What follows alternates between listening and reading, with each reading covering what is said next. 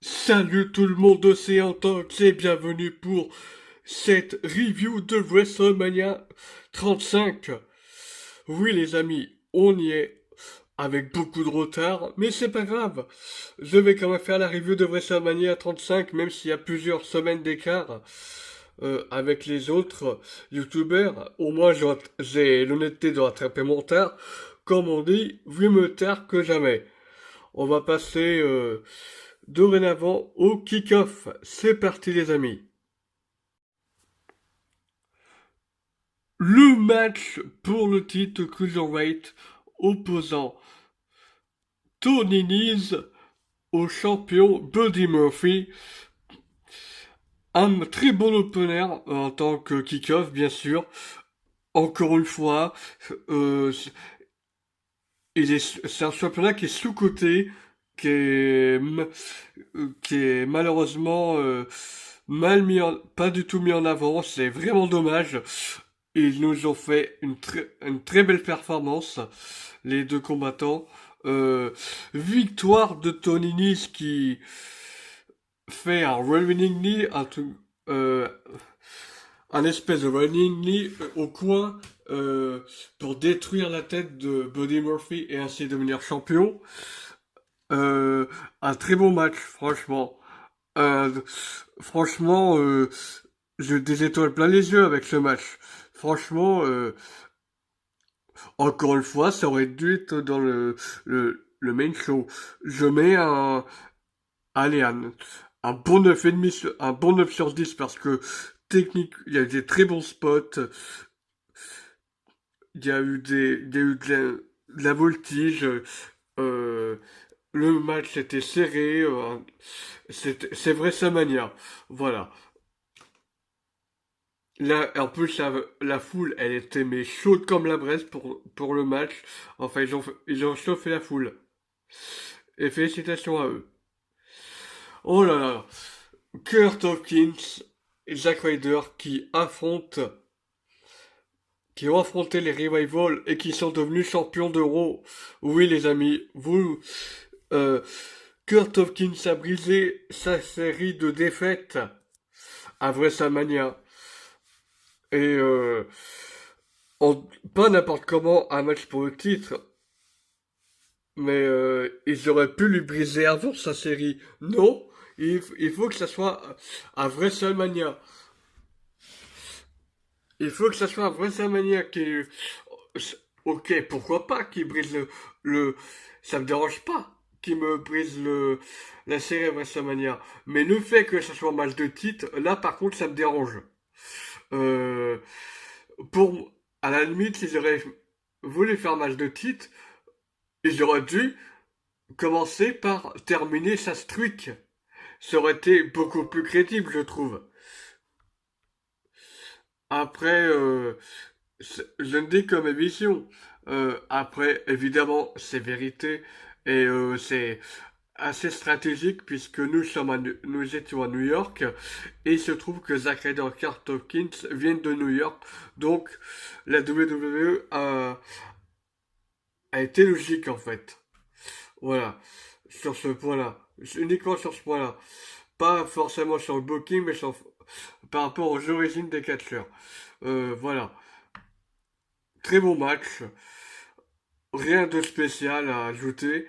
Euh, Si ce n'est que j'étais persuadé que ça allait être un match de squash alors que pas du tout. Je voyais le match euh, s'allonger, le temps passer, et je me suis le Buster sur je me suis dit c'est bon. Et bien non, pas du tout. Je voyais Zack Ryder subir des dégâts. Euh, Au moment de la pop de Kurt Hawkins, j'ai compris qu'en fait ils allaient donner la victoire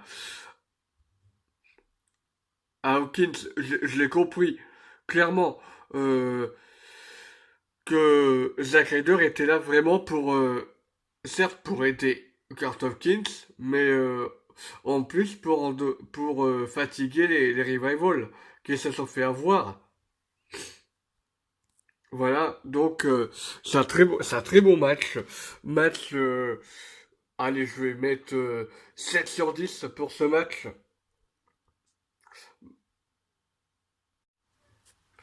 On va passer à la bataille aux batailles royales. Avant de commencer la bataille d'André Géant, bon, j'ai pas d'image pour les femmes, mais c'est pas grave. On va passer à la bataille royale féminine. Alors, victoire de Carmela, mais pas de n'importe quelle manière. C'est un copier-coller de WrestleMania 34, c'est-à-dire Naomi, elle a fait exactement la même chose que Carmela, c'est-à-dire sortir du ring, revenir dans le ring, passer par-dessus la troisième corde. Voilà, c'est exactement ce qui s'est passé. Il y avait Asuka euh, qui était favorite, Amber Moon également.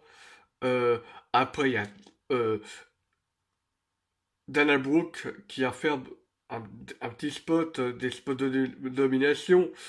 Euh, le Royal Squad qui a eu le droit à un temps à un temps fort, surtout Sarah Logan. J'ai même cru qu'elle allait gagner Sarah Logan. Eh bien, en fin de compte, c'est Carmella qui gagne euh, en saisissant une opportunité, tout simplement. Bon, les batailles royales, en général, c'est pas ouf, mais là, Carmella, je m'a- je me, ouais, je suis plutôt réservé. J'ai hâte de voir ce qui va se passer pour la suite. Est-ce qu'elle va avoir un match pour le titre dans dans l'année 2019? Est-ce qu'elle va avoir un putsch? Je sais pas. Euh, donc, victoire de Carmela, je vais mettre un 6 pour ce match. C'est le kick-off, donc c'est normal que je mette des notes aussi basses. Alors pour la bataille royale d'André le Géant, ça a été un bon match. Euh, meilleure bataille royale que les femmes, parce que bah il y a les Hardy Boys qui, qui ont été bons. Braun Strowman, C'est, il a été bon aussi. Euh, il y a pas mal de catcheurs que je m'attendais pas qu'il reste. Genre Andrade, je pensais pas qu'il allait rester aussi longtemps. Euh, enfin bref, je- le- j'ai bien aimé quand les acteurs se sont venus dans le ring. Et puis d'un coup, t'as le mec, un mec au costard, il a essayé de faire comme Shane Hall euh, l'an dernier. Lorsqu'il essayait de calmer Strowman, mais tu attends, les acteurs, ils provoquent Strowman, ils se moquent de Strowman et tout. Euh, Certes, le scénario était nul, mais quand tu comprends le truc, que c'est pour voir la bataille royale, tu te dis ok, pourquoi pas, ça peut passer. Mais là, Braun Strowman qui gagne en éliminant les deux acteurs à la place d'éliminer le catcheur. Ok, pourquoi pas, mais c'est la façon dont ça a été booké qui m'a un peu dérangé. Parce que les mecs, ils ont fait un peu comme Carmella.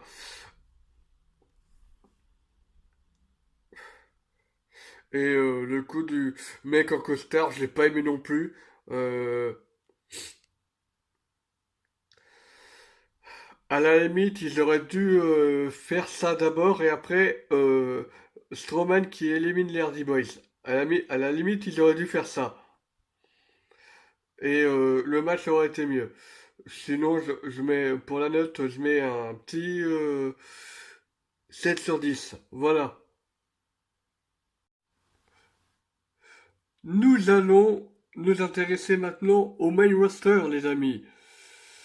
Commençons par l'opener du show. Euh, D'abord, avant de parler du titre universel, je vais revenir sur le,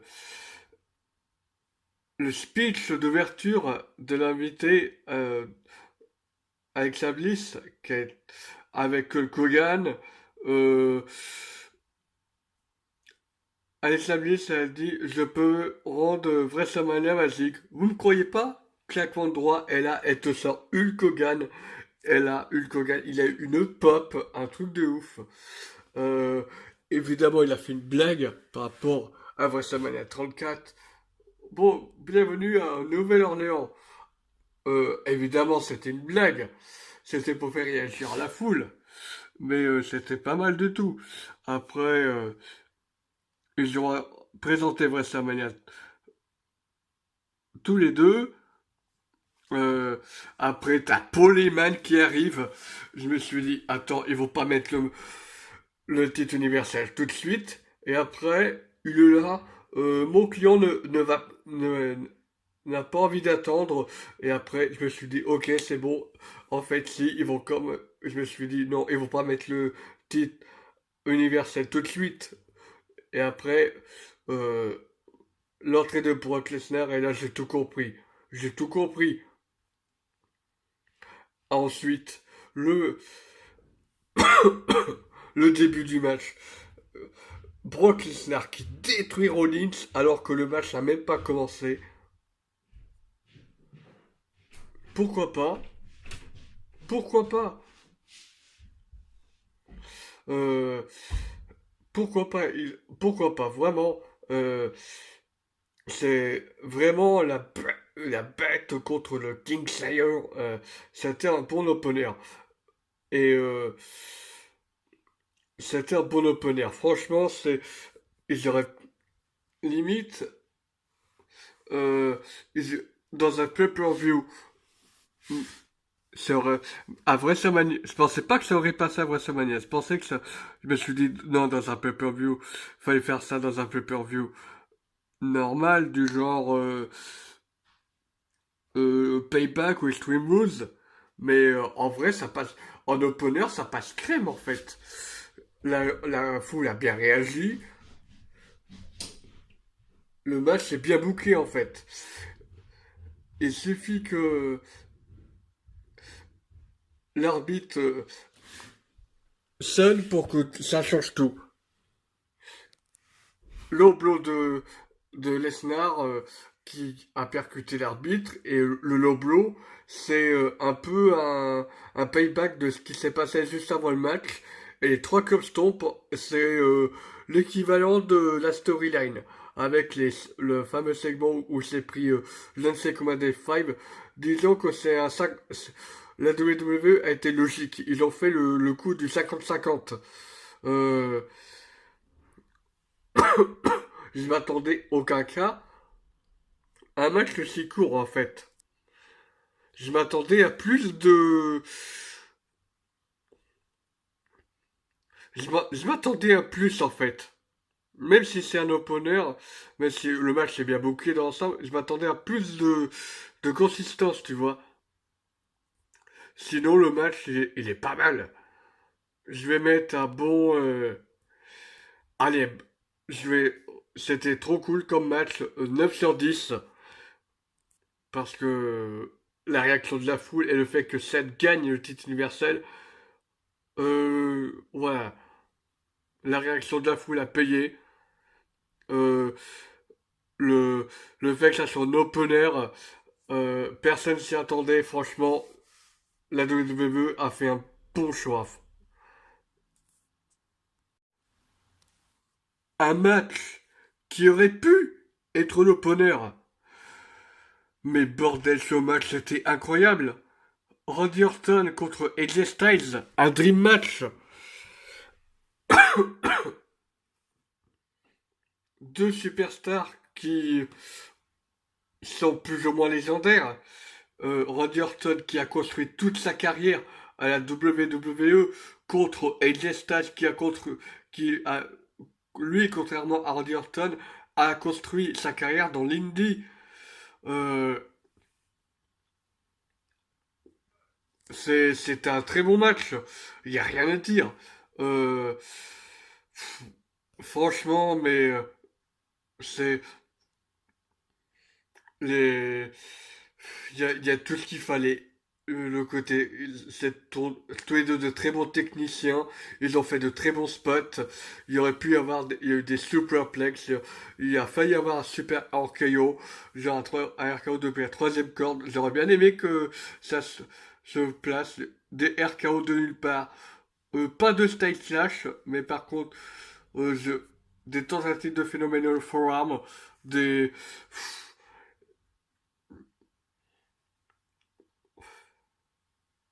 un Randy Orton sadique également, enfin bref. Tout ce qu'il fallait pour un match de WrestleMania. Des bons spots, un match technique, pareil, 9 sur 10. Franchement, cette année, WrestleMania 35 a fait fort. Pareil, je mets un 9 sur 10. Le match par équipe de SmackDown, les Usos contre The Bar, contre Shinsuke Nakamura et Rusev, contre Ricochet et Aleister Black. Déjà, encore, euh, depuis de nombreux mois, je me suis demandé, mais que foutent Aleister Black et Ricochet ensemble? C'est pas du tout le même univers, les deux. Ah, t'as Ricochet qui a un univers plutôt sombre, si on peut dire ça comme ça, alors que Ricochet, c'est euh, un peu plus jovial, si on peut dire ça comme ça. Euh, Aleister Black, c'est plutôt technique, c'est plutôt bourrin, alors que Ricochet, c'est style aérien. Raison de plus de pas les mettre en équipe. Mais pour la WWE, adorait cette équipe. Euh, les Usos, je trouve que c'est logique qu'ils conservent parce que je vois Shinsuke Nakamura et Rusev, je vois pas ce qu'ils foutent ensemble alors que à la base ils étaient censés être rivaux et là, depuis que R-Truth les a battus pour le titre américain, ils sont devenus potes du jour au lendemain. Euh, où est la logique? Et puis The Bar, The Bar, ils auraient pu,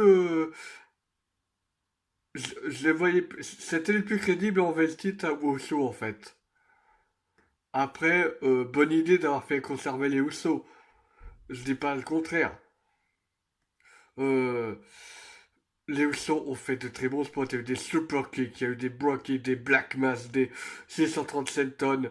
Il y a eu de tout. Euh, il y a eu pas mal d'échanges entre les équipes. Il y a eu des très bons spots. À un moment, il y a eu un tombé. Je crois que c'était Sheamus qui s'est été pris le tombé. Il y a tous les six autres catcheurs qui étaient là pour dégager. Euh, j'ai bien aimé ce moment-là aussi. Puis les super qui pleuvaient. J'ai bien aimé, franchement. Et après, le coup final sur Sheamus qui pour le tomber. euh, c'était un bon match. Un bon match. Je vais mettre un 8. Rien que pour la qualité de ring. Parce que franchement, c'était pas mal. Après, évidemment, encore une fois, il y a des catcheurs qui n'ont rien à faire ensemble. Mais si le match était harmonieux, beau à voir, voilà. Je, j'estime qu'il y a des catcheurs qui n'avaient rien à faire ensemble. On va passer au prochain match. Shane McMahon contre le Miz dans un Falls Count Anywhere. Mais purée, ce match! C'était un truc de malade. D'abord, t'as le Miz qui se fait dominer par Shane McMahon, qui se fait détruire par Shane McMahon, et t'as le père du Miz qui a les coronets de venir sur le ring pour affronter Shane McMahon. Non mais franchement, qui aurait cru ça? Le père du Miz qui vient protéger son fils alors que Shane McMahon est sur le point de l'achever avec une descente du coude pour détruire les commentateurs américains. Après, au moment où Shane McMahon a détruit euh, Papa Miz, le père du Miz, t'as le Miz qui est dans une rage, il détruit Shane McMahon sur le ring, hors du ring. Après, il y a eu une espèce de sculpture là, de structure métallique avec des escaliers en fer là. On dirait un truc de caméra, je sais pas comment ça s'appelle exactement. Euh, c'est superplexe.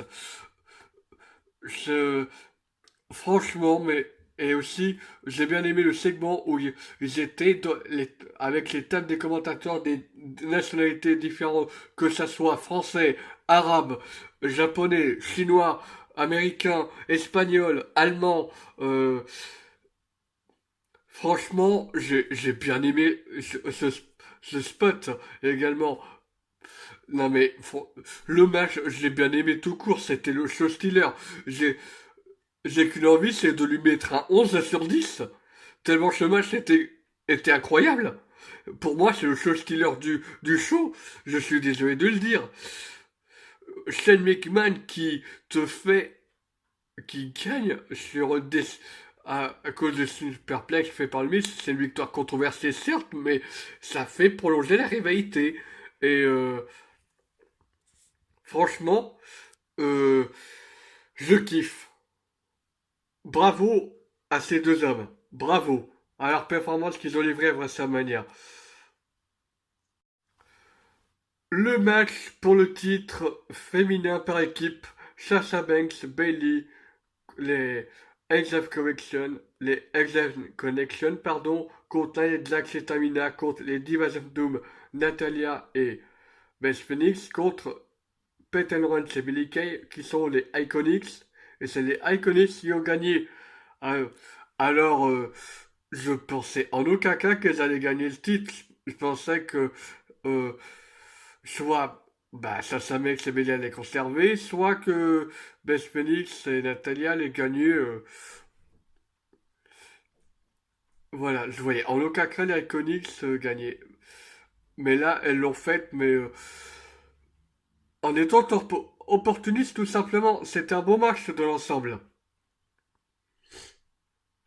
C'était un bon match de l'ensemble. Je mets un 8 sur 10 dans le match. Je, j'aurais pu être le coup de l'opportunisme, pourquoi pas. Ça m'a pas dérangé en fait. Ça m'a pas spécialement dérangé. Je pense qu'il y avait moyen de finir le match autrement. Pour donner la victoire aux Iconics. Voilà. Sinon, c'était un bon match. Kofi Kingston contre Daniel Bryan, le match pour le titre de champion du monde de la WWE. Kofi Kingston était avec le New Day et Daniel Bryan était avec Rowan. Mais quel match!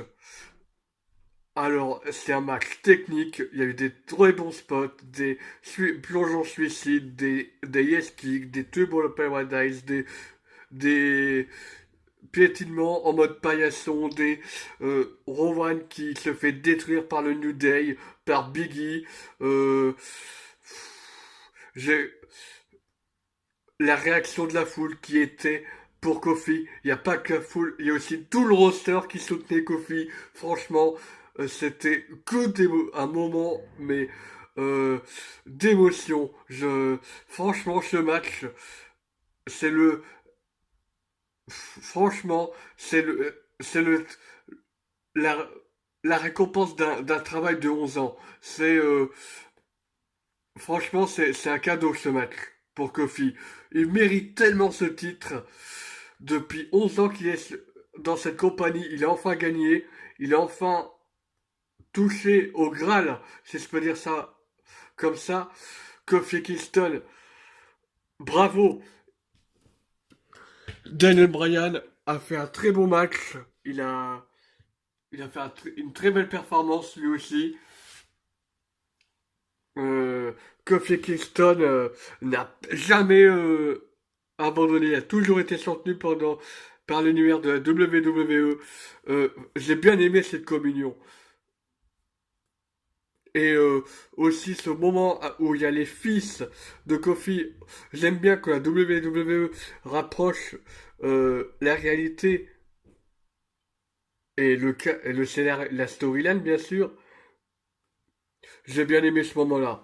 Franchement, c'était un bon moment à voir. Et si je devais donner une note à ce match, je donnerais pareil, un 10 sur 10. Je donnerais un 10 sur 10. Pour moi, il y a deux show stealers. Je suis désolé. Samoa Joe contre Rey Mysterio. Pour le thé des États-Unis. Je ne pensais pas que ce match serait aussi rapide. Est-ce que alors, apparemment, ça. Mais Rey Mysterio aurait encore été blessé. Euh, ok, pourquoi pas, mais dans ce cas, fallait donner à notre catcheur. Euh, mais c'est très simple, il y a eu juste deux prises. 619, Coquina Clutch, terminé. C'était ça le match en fait. Il a même pas duré de une minute le match. Et après, je me pose la question, est-ce que c'est pour crédibiliser Samoa Joe? Franchement, j'ai rien à dire sur ce match, mis à part qu'il était court. Si, pour, c'est là, si c'est pour compenser le fait que Rey Mysterio soit blessé, ok, pourquoi pas. Je suis dégoûté en fait. J'ai, j'ai, je, je suis déçu par rapport au match. Je pense qu'il y aurait pu, même si Rey Mysterio est blessé, il y avait matière à faire mieux. Après, il y a le côté surprise, parce que personne s'attendait à ce qu'il abandonne, à ce que Samajo entende aussi rapidement Rey Mysterio. Tout le monde s'attendait à un grand match. C'est c'est le côté un peu surprise qui augmente la note en fait.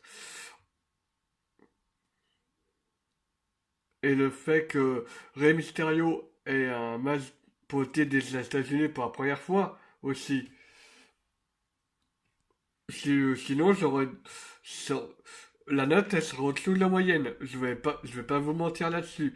S'il n'y aurait pas eu la réaction de la foule, le fait que le match soit booké pour faire en sorte que Rey Mysterio se soigne, j'aurais pété un plomb. Euh, sincèrement, je vais être gentil, je vais mettre 5,5. Je vais être gentil là. On va passer au prochain match, les amis. Roman Reigns contre Drew McIntyre. Victoire logique de Roman Reigns qui revient à cause de sa leucémie. Roman Reigns qui a fait un très bon match, Drew McIntyre aussi. C'est un match qui passe crème. Drew McIntyre a dominé Roman Reigns pendant toute la rivalité et en toute logique, la WWE a fait gagner Roman Reigns. Euh, c'est Ça m'aurait pas dérangé si Drew McIntyre aurait battu Roman Reigns. Ça m'aurait pas dérangé pour être honnête avec vous. Euh, le match est... J'aurais j'aurais bien aimé qu'il soit long, un peu plus long, mais ça... Les quoi, les 5 les 5 8 minutes, ça me va.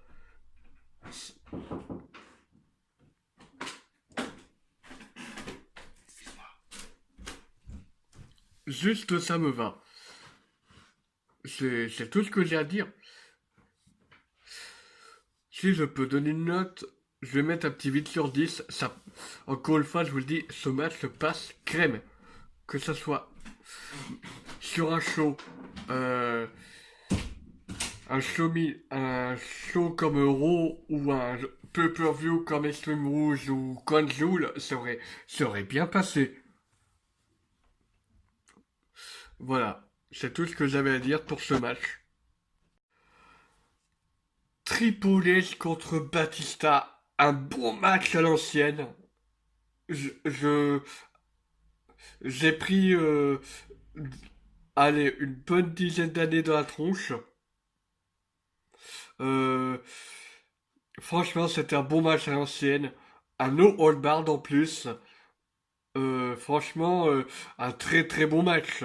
Euh, les deux, les deux catcheurs ont fait une très très belle performance. Euh,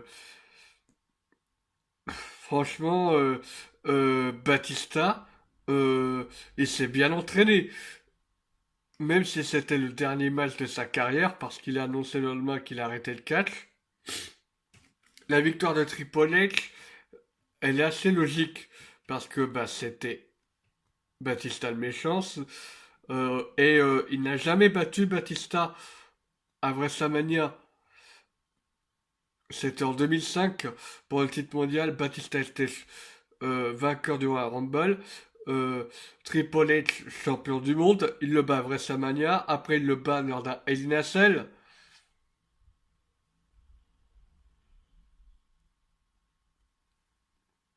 Et il y a eu le. Après, Evolution qui revient pour le millième épisode et Batista qui fait cette référence. Je me suis dit, il va y avoir un match entre eux à WrestleMania. Et ça n'a pas loupé. Même si Triple H s'est blessé entre-temps. Et j'ai bien aimé le segment. Certes, c'est sadique, c'est violent, mais moi j'ai bien aimé. Euh, Triple H qui prend une caisse à outils, qui prend une pince et qui enlève l'anneau de Batista, mais il l'a pas vraiment enlevé. Je vais vous expliquer pourquoi. En fait, Batista, Triple H et l'arbitre ont fait un tour de passe-passe, mais vraiment de la plus grande discrétion possible. En fait, euh, de la plus grande discrétion, l'arbitre a donné un bout de métal doré à Triple H pour faire croire que c'est euh, le piercing de Batista.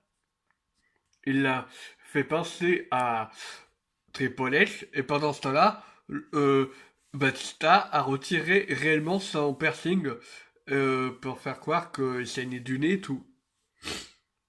J'ai bien aimé ce tour de passe-passe. Et pareil, Ric Flair qui vient, franchement, fallait oser. C'était une très bonne idée. Franchement, euh, je pense que c'est logique. C'était logique. Ce match a été bon. C'était un bon match à l'ancienne. Euh, et franchement, bravo aux deux. Ils ont fait une très belle performance. Match, c'est pas le show stealer, mais ça vaut quand même un 9 sur 10. C'est vrai, c'est un match digne de WrestleMania. Bravo messieurs. Kurt Angle contre Baron Corbin. Alors, je ne pense en aucun cas que Baron Corbin battrait Kurt Angle. Je pensais plutôt que Kurt Angle battrait Corbin. Mais après réflexion, je me suis dit, c'est fait exprès. Certes, c'est un match d'adieu, mais c'est fait exprès. Je pense que c'est fait exprès pour que Corbin se fasse encore plus huer que pas possible. Je pense que c'est fait exprès pour que Corbin soit considéré comme l'un des pires heels de l'histoire. Parce que mettre Kurt Angle à la retraite,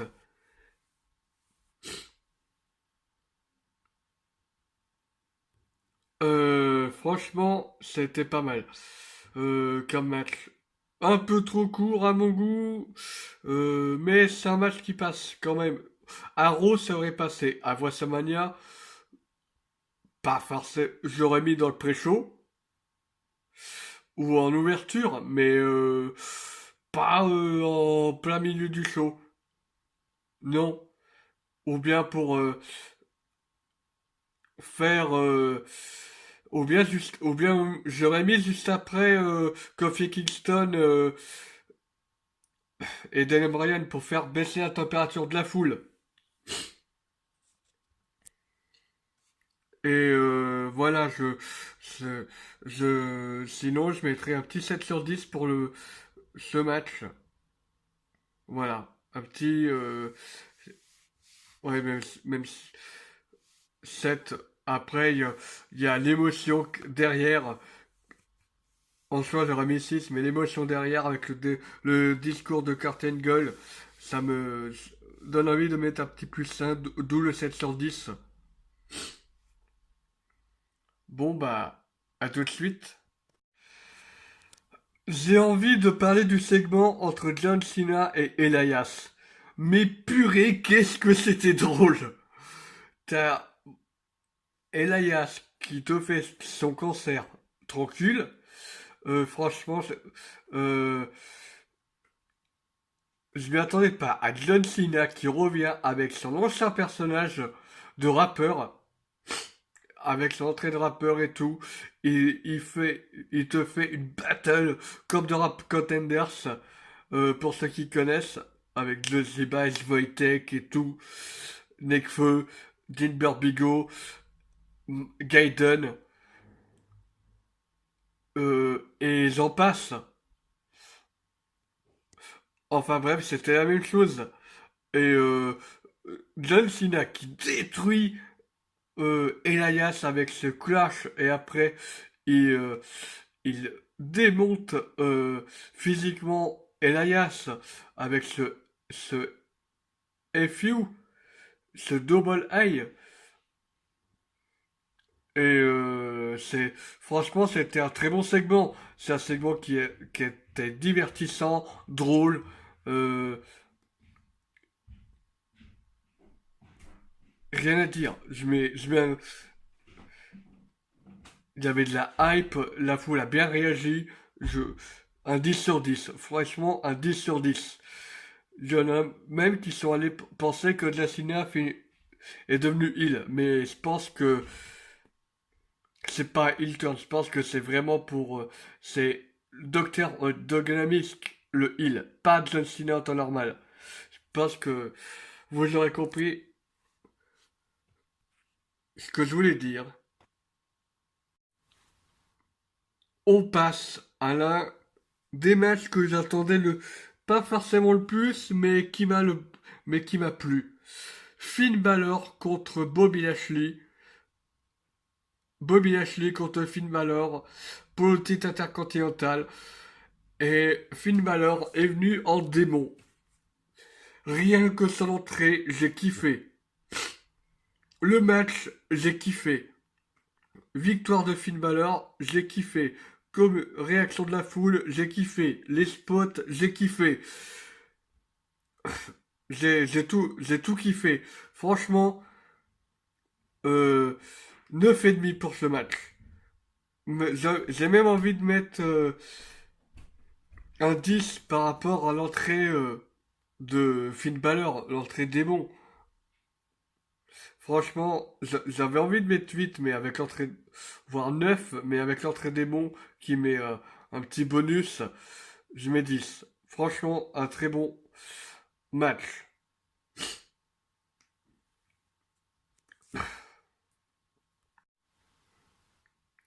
Le main event de WrestleMania. Le triple menace pour le titre de Raw et SmackDown. C'est parti. Ronda Rousey, Becky Lynch et Charlotte ont fait toutes les trois un très bon main event. Déjà, mettre les trois en main event, pourquoi pas, mais le fait de mettre deux titres en même temps en jeu, alors là, ça met encore plus à hype et c'est très bien fait. Les, les trois catcheuses ont eu toutes les trois leur temps fort. Ronda Rousey, au début de match, elle a dominé les trois. Les deux, lorsqu'elles avaient commencé à faire son armbar avec les deux bras de Charlotte et Becky, et après les powerbombs, après Charlotte et Becky se sont liguées contre Ronda, elles l'ont puni, après il y a eu le face-à-face. Euh, Franchement, c'était trop cool comme match.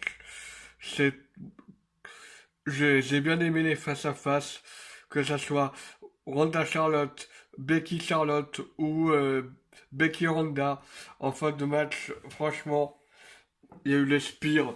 Il y a Ronda Rousey qui a fait il a la perfection, notamment lorsque elle a démonté la table alors qu'elle était montée pour une superplex ou une powerbomb à travers la table. Il y a eu quoi d'autre? Euh, ce, ce paquet, même si l'arbitre a mal fait, parce qu'apparemment ça n'était pas censé se terminer comme ça, c'était censé se terminer par une abandon de Charlotte. Sinon, c'était un très bon match. Il y a eu de tout, des spots. Il y a Sinclair qui te fait des moonsaults, Becky Lynch qui te fait euh, des, des armors, Ronda Rousey qui tente des armlocks, des armbars, des Ujigatame et elle a même tenté un Saman Drop qui a permis à contré par Becky Lynch qui gagne le match avec un contre. Euh, Rien à dire sur ce match, mis à part bravo mesdames. Bravo mesdames. Je- Il y avait tout ce qu'il fallait. Spot, technique, réaction de la foule. Becky Lynch qui gagne. Tout travail mérite salaire. Comme avec Kofi Kingston, les amis. C'était un très beau match, un très beau main event. Bravo mesdames. Je donne un 12 à ce match. Un 12. C'est le main event, donc voilà. Un, pas un 12, un 10, mais un 12 parce que réaction de la foule, qui est les entrées de Becky Lynch, de Charlotte et Ronda qui ont mis un plus à ce match. En sur le match, il était bien, j'aurais donné un 10 sur 10, mais les entrées et la réaction de la foule ont encore mis plus de hype. En gros, c'était tout pour cette vidéo. N'hésitez pas à liker. N'hésitez pas à dire ce que vous avez pensé de WrestleMania. Salut tout le monde, à la prochaine.